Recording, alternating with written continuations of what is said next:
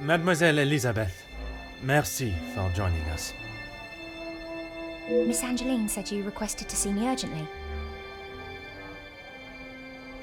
We have some serious matters to discuss, and I would like to waste no further time. Oh, yes, Detective.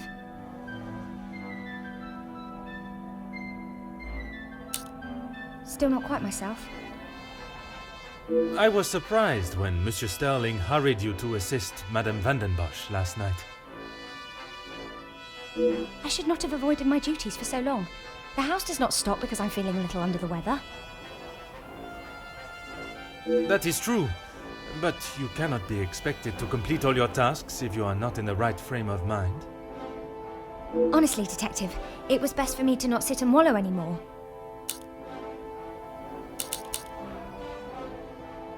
Yes, that is where he spent his last moments. Standing shoulder to shoulder with his fellow workers. The resulting riots were a terrible tragedy. One that I hope we will not have to see or experience again. Something that could have been avoided had the Major and his team done what was required of them. Nobody deserved to die that day. Not my Luke.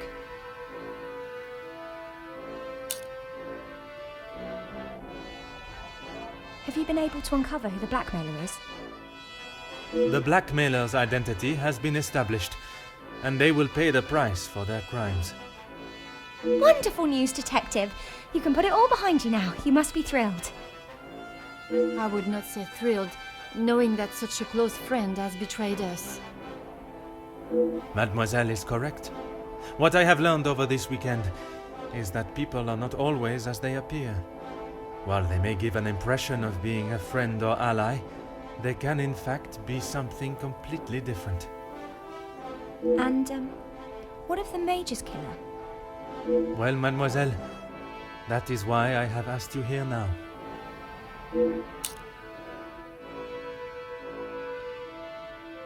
I'm not quite sure what you want me to say, Detective. Your honest opinion is all I ask, and, s'il te plaît, do not hold back. No one else felt it necessary. We only spoke when there was something in the house to be done. We did not speak of interests or pastimes. You knew of his work with Monsieur de Silva? I only know what is required of me to know, and that is very little. But you were aware of his work as security at Monsieur de Silva's factory. I was. The factory your beloved Luke worked at, before he was cruelly taken from this world. Yes, Detective. Detective, what kind of question is that? It is a straightforward one.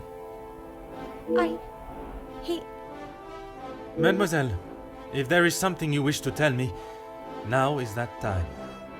I'm sorry, Detective, I just don't know how to answer it. Let us consider what we know of the Major. He fronted the militia that attacked the workers at the strike. You were aware of this? You finally had someone to blame for Luke's death. Someone conveniently located in the same house, alone in his study. No, Detective. It wasn't like that. Tell me what happened with the Major on the evening of his death. I was only in here trying to prove what I heard Mr. Beckers say. I was going to report him, I swear. Miss Angeline, you believe me, don't you? I want to. I am still trying to understand it all myself. Why don't you start from the beginning? I was delivering Miss Angeline's dress to her room when I heard Mr. Beckers arguing with the Major in his study. They were ever so loud. I thought the whole house would have been listening to what they were saying. Mr. Beckers was talking about the factory strikes and how it was the Major's fault. He told him that if he didn't own up to his crimes, he would go to the newspapers. I cannot imagine the Major would have taken kindly to Monsieur Becker's threat. He didn't. He called him some rather uncouth names before Mr. Beckers left and went downstairs. I made sure to keep out of sight. After the altercation between the Major and Master Gideon, you went to speak with him outside, and I thought I could look around his study without anyone knowing. I had to know for sure. If it was true, he deserved to be held accountable. And did you find the proof you are looking for? I found a payment from Mr. De Silva, but there was nothing incriminating about that. I was so nervous. I felt like my heart was beating out of my chest. And then you saw the blackmail note. I recognised the writing on the envelope. I couldn't believe it. How could he do such a thing to Angeline? To the family that had taken him in? Common sense would determine the Major was another victim of the blackmailer. If I'd have used common sense, I wouldn't have been snooping around alone in his study in the first place. I heard the footsteps in the hall, and before I could move, the Major was standing in front of me, demanding to know why I was going through his belongings without permission. I tried to come up with an excuse, but nothing came out, and when he saw the letter in my hand, it was like Dr. Jekyll turning into Mr. Hyde. I tried to move around him towards the door, but he hurled something towards me, and it crashed against the wall. That would explain the damage to the wall. I froze. I have never been so scared in all my life. I thought he was going to kill me there and then. And you thought you would beat him to it? Oh, Detective, you make it sound as though I had it all planned. He lunged forward and grabbed me by the arm. I tried to push him away, but he was too strong. His grip just got tighter and tighter. If only you had seen the look in his eyes, I dared not even scream. I saw the sheath on his belt. I didn't know what else to do. I didn't want to hurt him, but he wouldn't let go of me. So you took your opportunity to put an end to it all. I just wanted to get him off me. I didn't want to hurt him. I reached for it and I jabbed it at him. His grip instantly loosened and I ran straight out the door and didn't look back.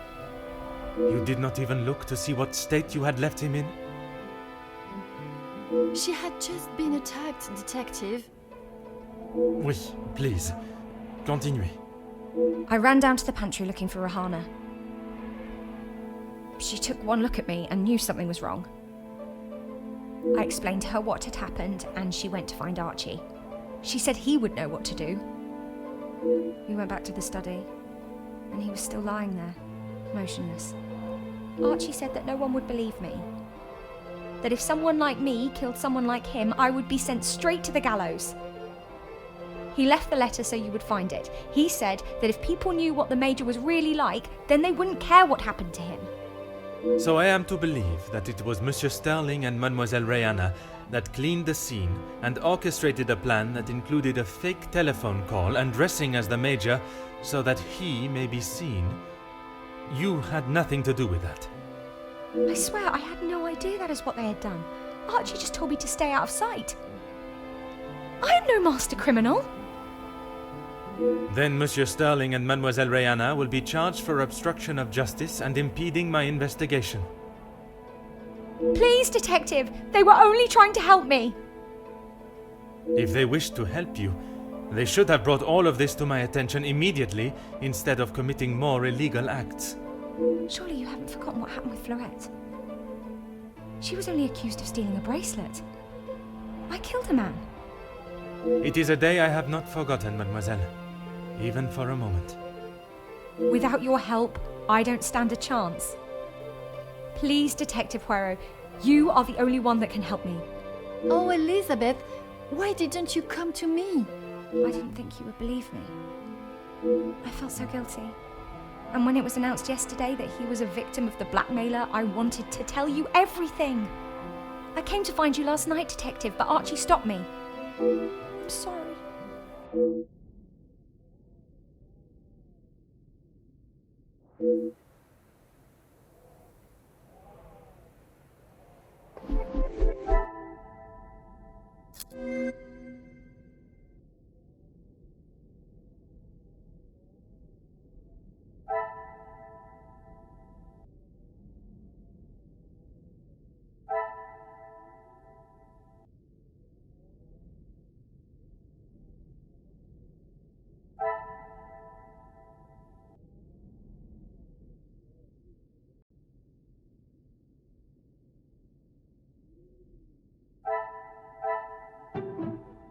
I should not be surprised by my own skills of deduction.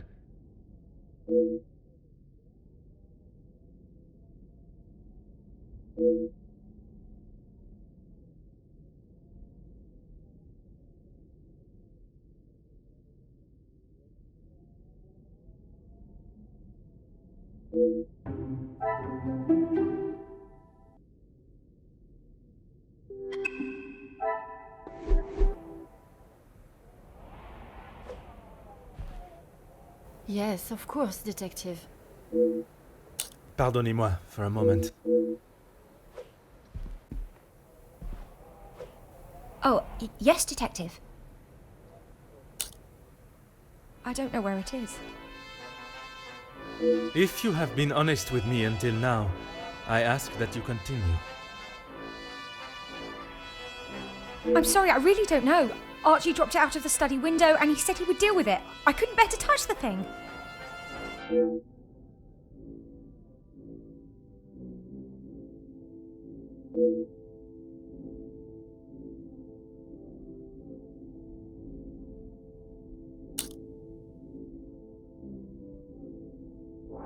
Please, I was only protecting myself. I didn't want to hurt him. He just wouldn't let me go. Oui, mademoiselle. I know.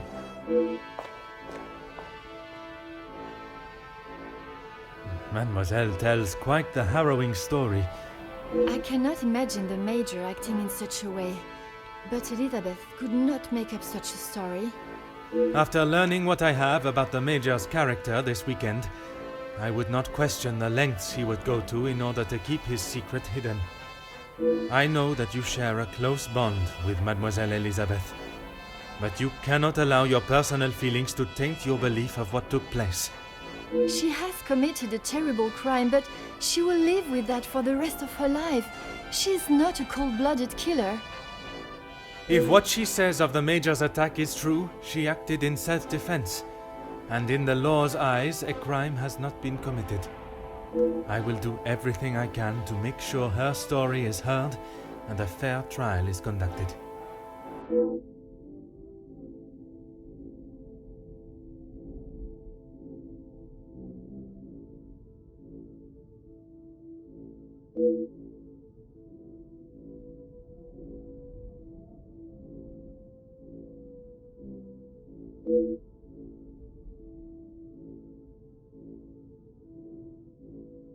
Mademoiselle, it is time I address the house. Are you sure? What will you say? What if they do not listen? I can assure you, they will. Elizabeth was right, though. She's just a servant. What if they... Mademoiselle, when Detective Poirot speaks, they will listen. Would you ask the guests to convene in the library? Of course. And what of the staff? I have told Monsieur Sterling to remain in the staff quarters with the others. When the authorities arrive, they shall be dealt with. You have been of great help to me throughout my investigation, and now that it is over, I have one final request. You only need to ask. While I am speaking with the guests in the library, would you watch over Mademoiselle Elizabeth in my room? You don't think she will try and escape, do you? In her position, I do not know what she might try. But I trust with you there, any potential ideas of such a thing will be squashed.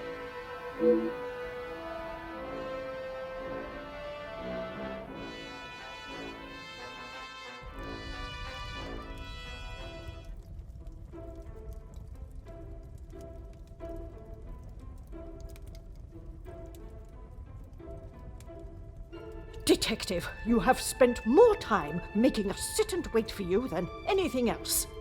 Madame Van den Bosch, if you think I have spent my time focused on anything besides uncovering the Major's killer, you are sorely mistaken. I'm sure you will be eager to share your findings with us then. All in good time, Madame.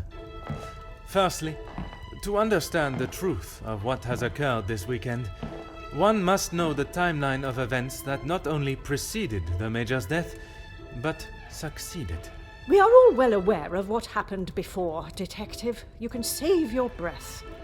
You are only aware of what the guilty parties wanted you to believe, but now I shall apprise you to the true events. The reason for us all being here, you know. The altercation between Monsieur Demire and the Major, you know. The body of Monsieur Hagen was found while we were all sat enjoying a most delicious meal.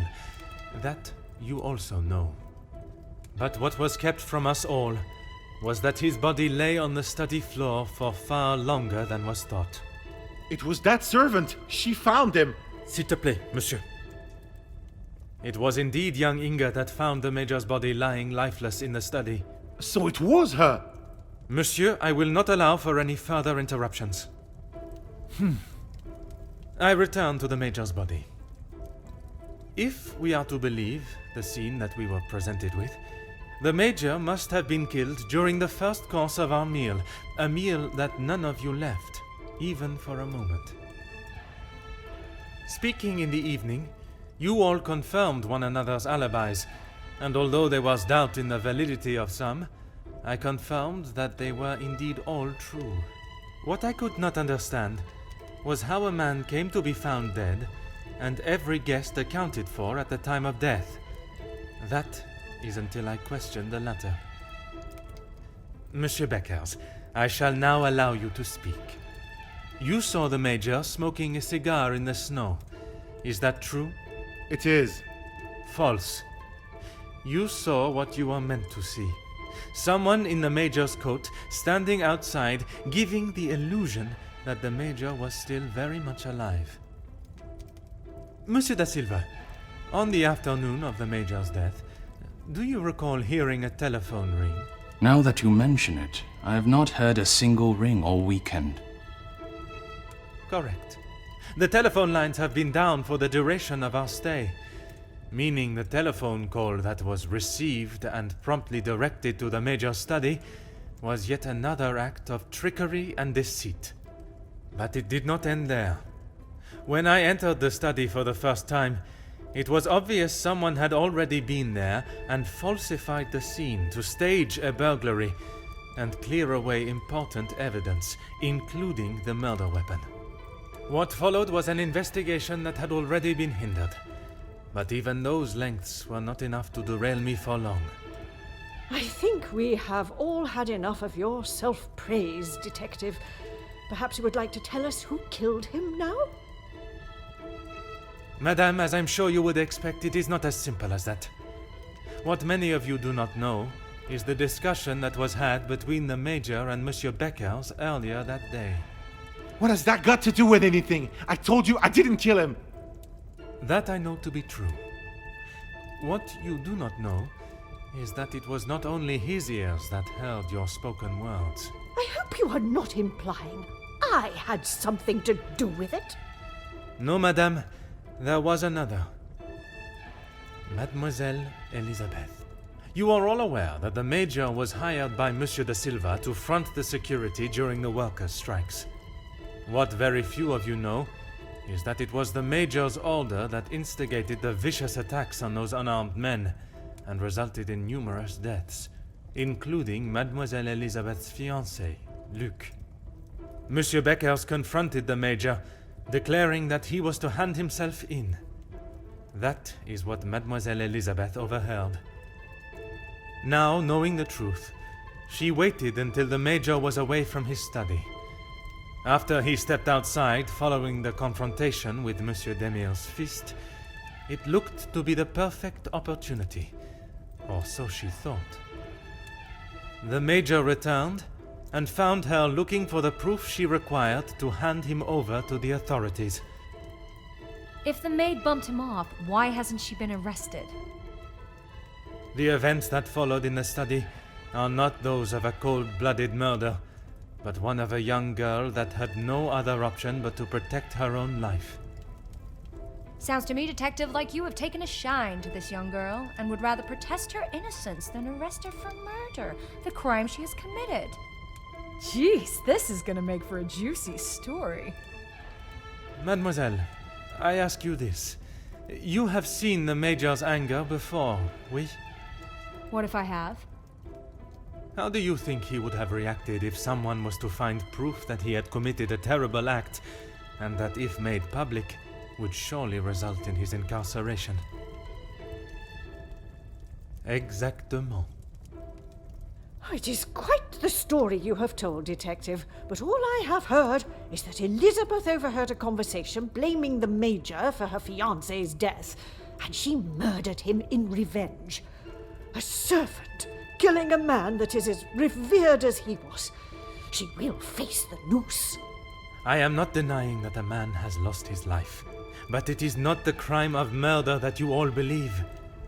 While the Major did not deserve to die in such a way, it was his actions towards Mademoiselle Elizabeth that drove her to defend herself in any way she could. Mademoiselle Elizabeth will be punished, but we will let the law decide the severity of her punishment. She has played you like a fiddle, Detective, acting the innocent victim. She will be arrested and hanged for her crime, like every other cold-blooded killer. Here. Give her what she deserves. The girl has got to pay for what she's done.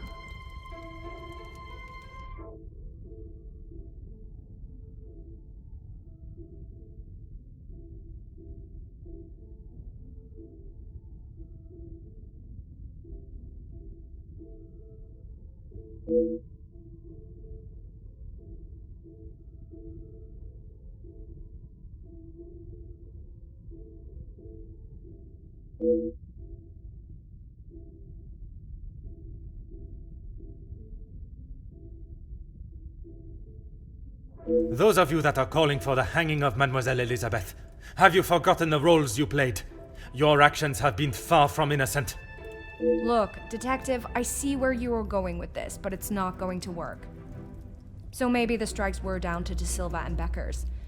But don't try and drag me into their mistakes. Mademoiselle Conrad, if you are so confident of your innocence, perhaps we should begin with you.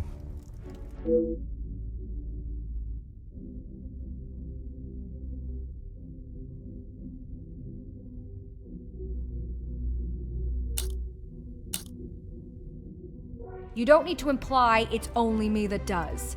Ask any of my journalists, they'll say the same. Even if in the process people are hurt? You knew the situation surrounding the strikes, and only sought to swell the anger in people and create further chaos. Mademoiselle, you so often have something to say. Now is not the time for silence. You really are delusional. Maybe you should just keep your theories and claims to yourself.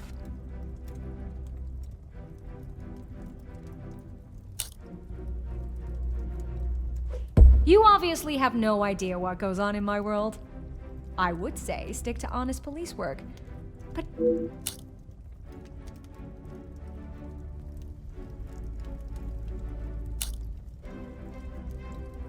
Look, it's... Mademoiselle, I do not have time for your excuses. Do you wish to state your direct involvement, or should I? It's not... Okay, fine. Yes, the story was going nowhere. There was a deal on the table, and it was going to be done and dusted. Everything you said is true. I wanted the story. The scoop that would have blown the others out of the water. I never wanted anyone to get hurt. But I can see what I did wasn't right. I didn't think you had this side in you. I can see now why Angeline asked for you personally. You're not like other cops. It's clear it's the law and doing the right thing through and through with you. If you say it was self-defense, I believe you. We can't just forget what that girl has done. It's not Jackie's fault, or any of ours, that she decided to do what she did. Monsieur Beckers, you are the last person I expected to defend Mademoiselle Conrad. We talked only last night, and correct me if I am wrong, but you have already declared the role you played. To me, at least. Yes, we talked. It's just not fair of you to attack Jackie like that, putting words in her mouth until she succumbs to your plan.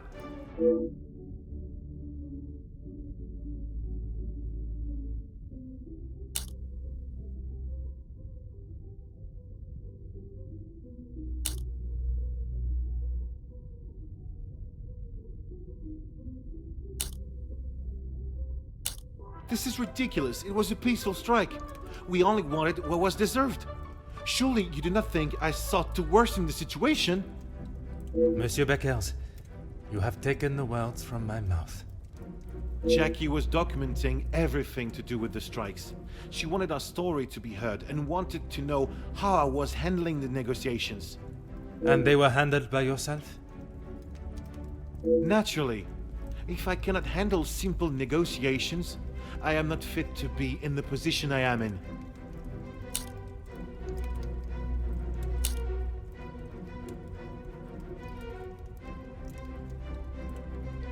I was only pushing for what my men deserved, what they needed.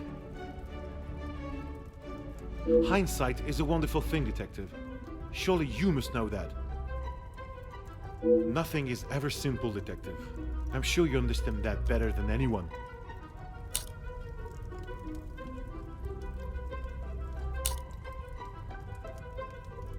You're right, Detective. I have tried so hard to deny my part, but I know only too well that my decisions led to the death of those men. I know I cannot excuse what I've done. I just want you all to know that I am not a hateful or malicious man. I only wanted to prove that I was the right man. I have lived in other shadows for so long. I thought I would be able to finally step into the light and be the one that everyone remembered, not forgot. Monsieur da Silva offered me a deal and I turned it down. I thought I was doing right by the workers. But it was only myself I was thinking about. What more proof do you need? He said it himself. I made a generous offer to reach a resolution, and he turned his nose up at it. It was not that simple, though. Oui, an offer was made, but Monsieur Beckers and the workers would never have been forced into that position had their working conditions been satisfactory to begin with. This is outrageous! Do you plan on blaming everyone for doing their jobs? I suppose it makes you feel better about yourself, doesn't it?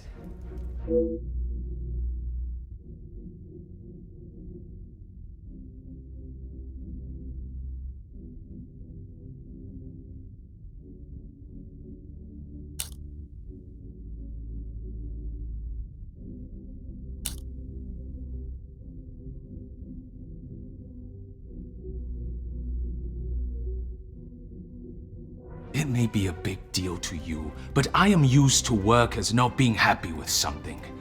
And most of the time, that unhappiness is directed at me. When you're in charge of your own factory, you'll understand. I handle the situation the best I could. If you think otherwise, maybe you have proved us all right, that you aren't the great detective you claim to be.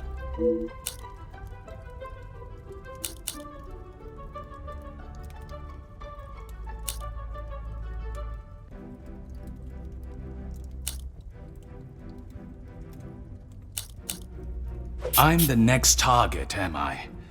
You are certainly not making any friends here, Detective. We can all see right through you. Whatever you have to say, we have known each other for years, and it will take more than a young, cocksure detective to waver their support of me. Monsieur da Silva, you seem to have forgotten our previous conversations. I recall them just fine, thank you. A police officer trying to manipulate facts to fit his own agenda. Shocking.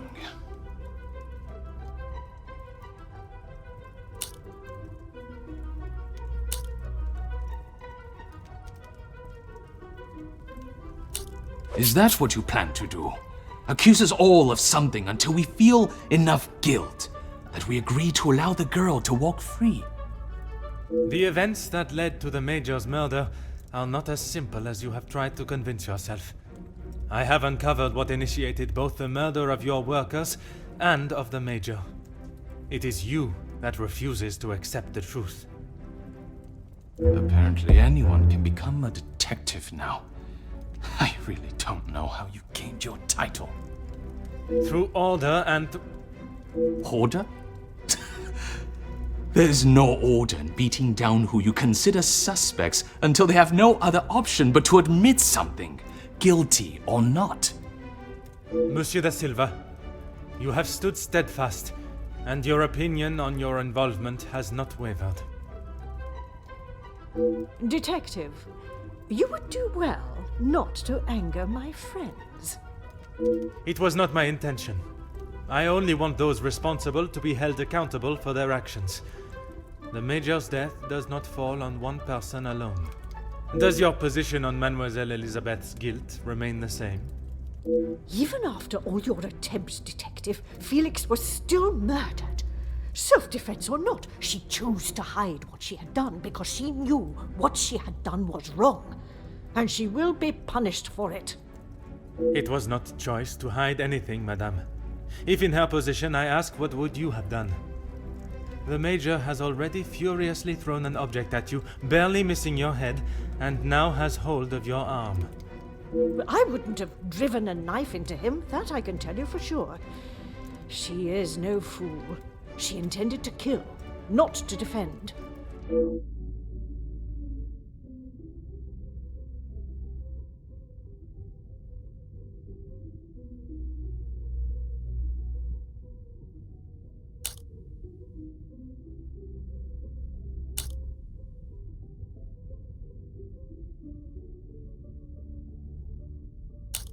Quite presumptuous of you to assume violence is in his nature.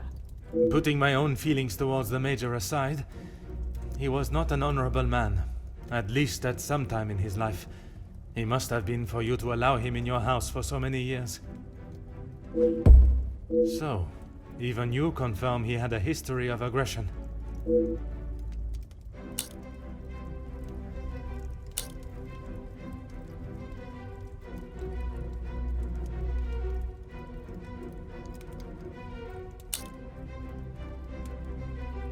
I'm sure that is none of my business. Likewise, it is none of yours.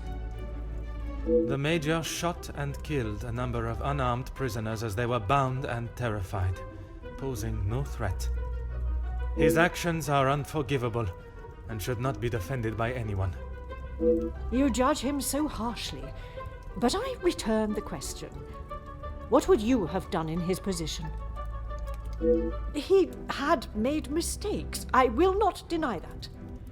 In those moments when a decision had to be made, it fell to him, and he did what he saw fit.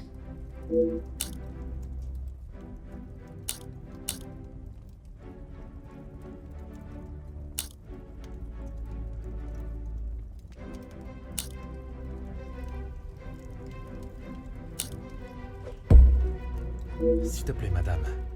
I ask that you consider everything you know of the Major carefully.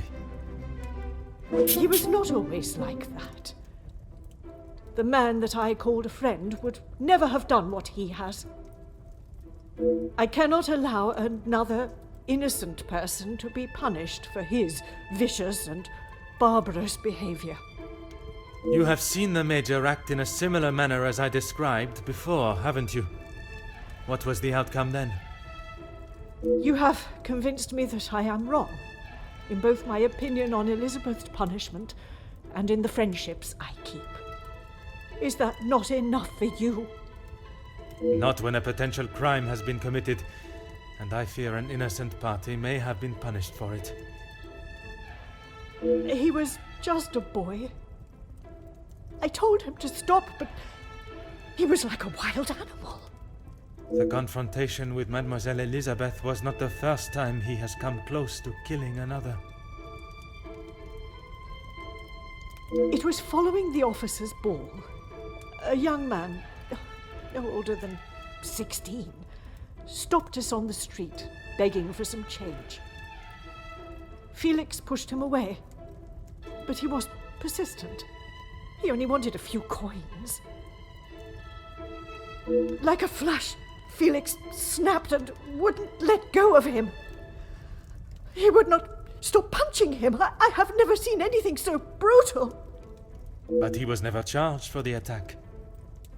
Felix called the captain at the station and said that the boy had tried to rob him, and he was merely defending himself.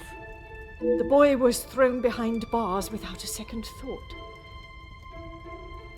It was a full week before the bruises on Felix's knuckles finally faded. And even after witnessing such a brutal assault, you still support him. You still believe that he had not attacked Elizabeth. The days following, he showed no signs of remorse, no apology to him or to me. I blamed it on the amount he had had to drink.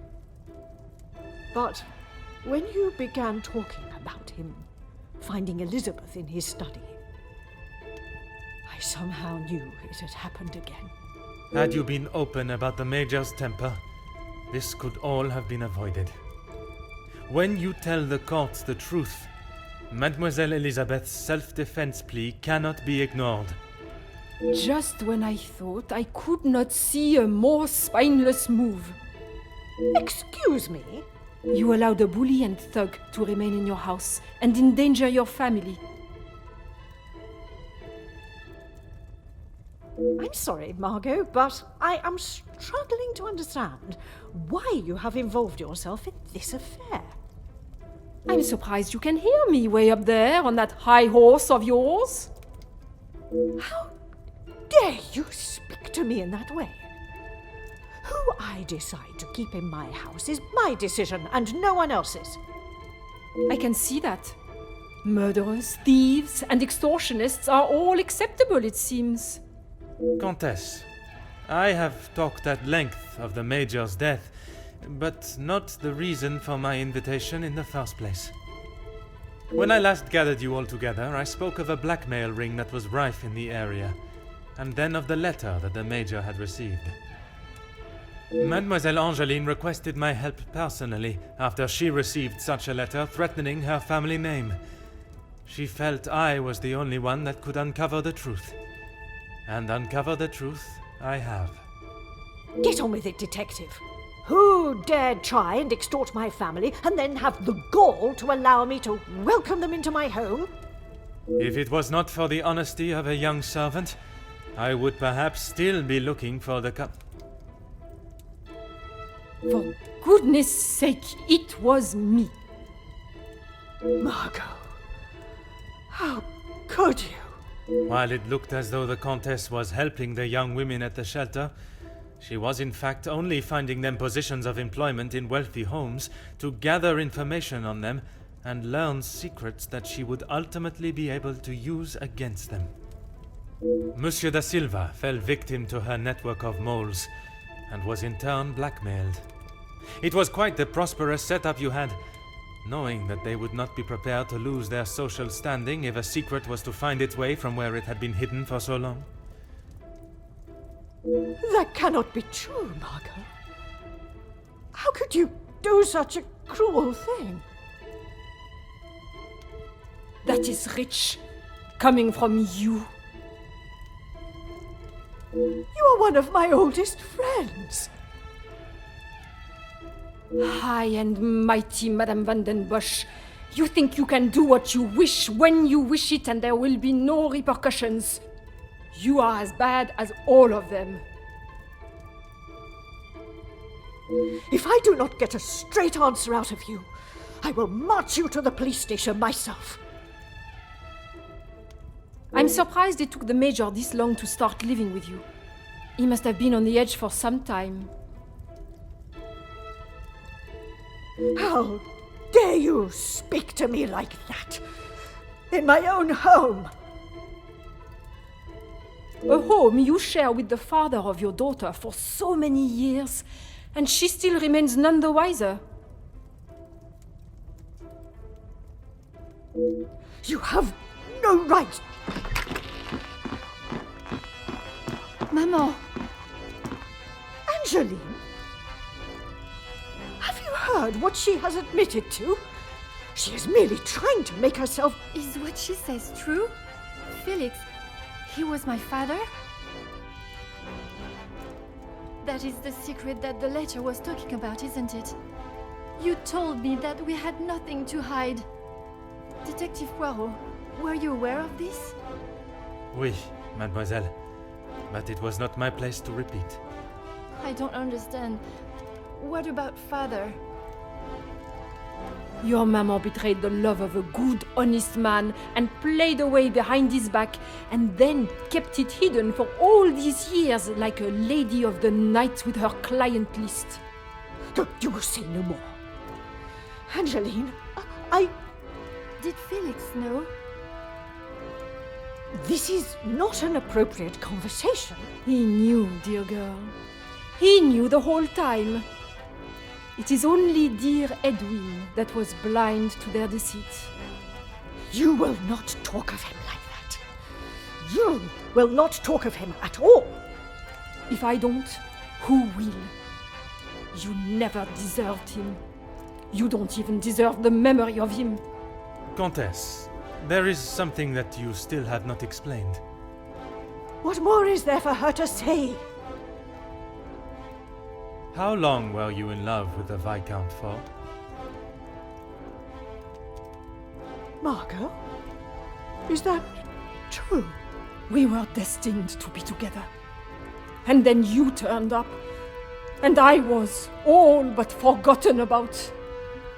But you were nothing more than friends.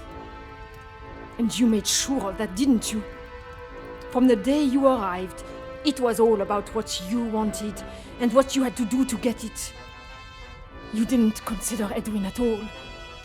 He was just a purse to you. I loved my husband, and I miss him every day. Loved him enough to stray? Both of you, no more. Please, Angèle, let me explain. Maman, I do not wish to hear anything else from you. Not even your own daughter wants to hear your lies anymore. Cassandra van den Bosch, all alone.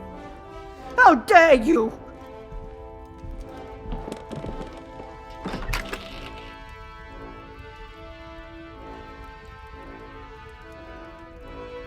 While I feel a sense of satisfaction and pride in solving both cases, there is still a part of me that is reluctant to revel in triumph. I am content with the unmasking of Comtesse de Vos as the blackmailer, and knowing that she will pay for her crimes. But it is the justice for Mademoiselle Elizabeth that worries me. She will stand in a court of law, and I can only hope that they can see she acted in self-defense. I must trust that our legal system and justice will prevail, and a fair sentencing will be given. In protecting her own life, she took the life of another. Perhaps the guilt she must live with is a greater punishment than any sentence she can receive.